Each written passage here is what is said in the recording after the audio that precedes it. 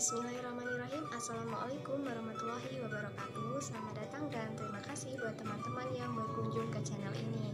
Di video kali ini saya akan coba menyampaikan mengenai fenomena unik dan mungkin akan ada sedikit unsur yang menjijikan bagi sebagian orang. Nah, jika kalian merasa orang yang jijikan, mending kalian skip saja, tidak apa-apa.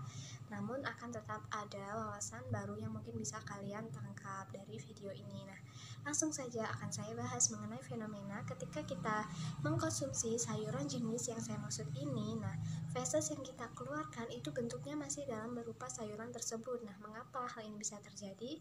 Padahal seperti yang kita ketahui, di dalam tubuh kita ini terjadi yang namanya proses pencernaan makanan. Bukankah seharusnya sama seperti makanan-makanan ataupun sayuran jenis lainnya? Nah, misalkan ketika kita makan apel, itu tidak mungkin feses yang kita keluarkan berupa apel tentunya, ya kan?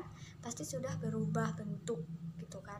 Nah, kenapa hal ini tidak berlaku pada sayuran jenis ini? Nah, mungkin kalian sudah bisa menangkap apa sayuran yang saya maksud ini ya. Sayuran ini bernama Latin Limnocharis flava atau biasa familiar kita sebut dengan nama genjer. Nah, biasanya ini habitatnya ini ada di sawah-sawah gitu ya. Nah, dan diolah oleh masyarakat pedesaan itu menjadi kayak tumisan atau pecel, tapi tidak menutup kemungkinan masyarakat perkotaan juga ada yang suka bahkan doyan gitu ya dengan sayuran jenis ini. Nah, Limnocharis flava ini kenapa tidak bisa kita cerna di dalam tubuh kita? Pertama, kita pahami terlebih dahulu mengenai proses pencernaan makanan. Proses pencernaan makanan yang terjadi di dalam tubuh kita ini dilakukan oleh alat-alat ataupun organ-organ pencernaan. Nah, organ-organ pencernaan inilah yang menghasilkan suatu zat yang bernama enzim yang berfungsi untuk merombak ataupun memecah molekul makanan yang kompleks menjadi lebih simpleks atau lebih sederhana.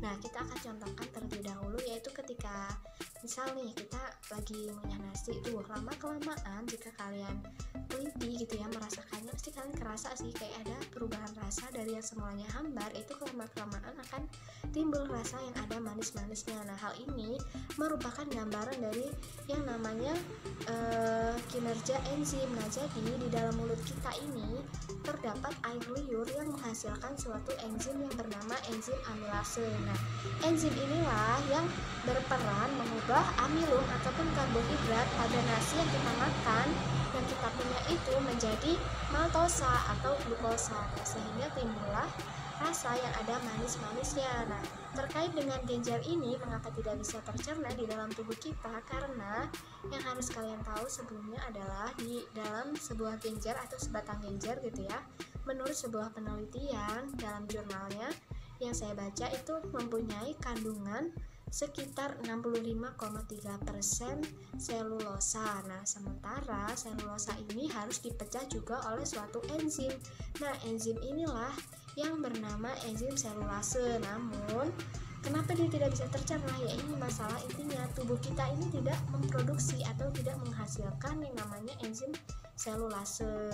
Nah, maka dari itu genjer yang kita makan itu masih utuh gitu ya, maksudnya tidak berubah, tidak mengalami perubahan ketika dia keluar dalam bentuk feses, karena memang tubuh kita ini tidak menghasilkan yang namanya enzim selulase yang bisa memecah selulosa pada genjer gitu.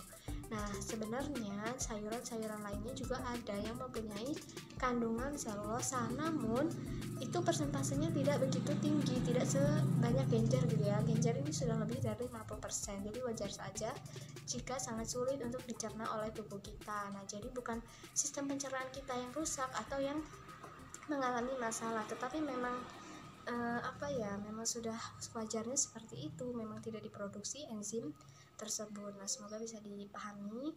Segitu saja penjelasannya. Terima kasih. Wassalamualaikum warahmatullahi wabarakatuh. Nah, teman-teman, jika ada salah-salah kata mohon kalian maklumi, dan jika kalian punya kritik yang membangun mohon kalian tuliskan di kolom